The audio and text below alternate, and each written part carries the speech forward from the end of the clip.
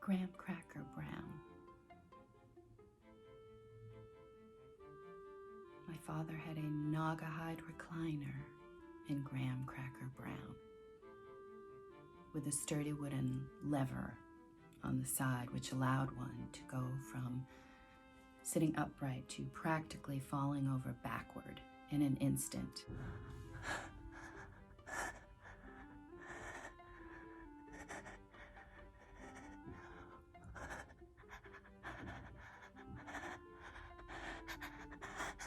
The chair was terrifying and marvelous at the same time, like one of the best rides at the carnival. I often thought as a young girl back then of starting my own business, of becoming a carny of sorts without ever even actually having to leave the living room. I concocted a business plan, actually writing it down on a piece of my Holly Hobby stationery.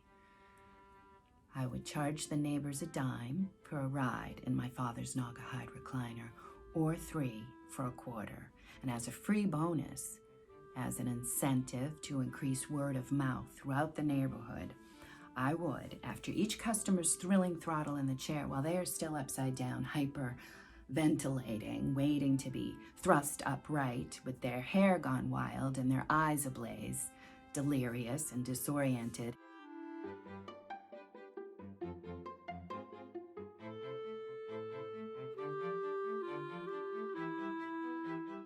having reached that point where screaming and laughing and weeping are all bunched up into one, each one indecipherable, bleeding into the other, it is then when I am certain that they have been sufficiently riled up that their equilibrium is securely askew, and that they have not been cheated, that they have indeed gotten their dime's worth thus far, that is when I unexpectedly, unbidden and out of the blue, present the bonus.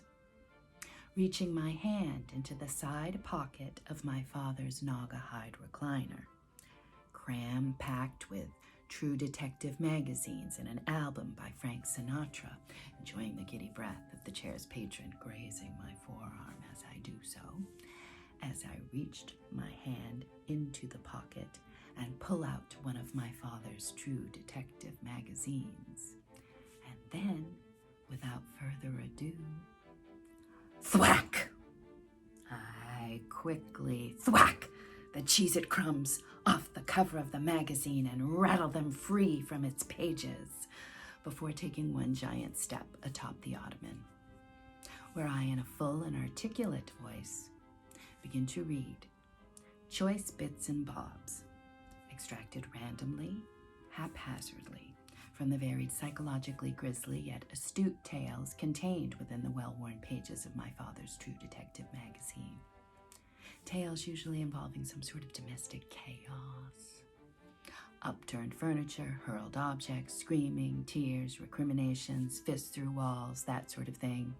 Doors held shut, needing to be kicked in, kapow, pow, pow, that sort of thing.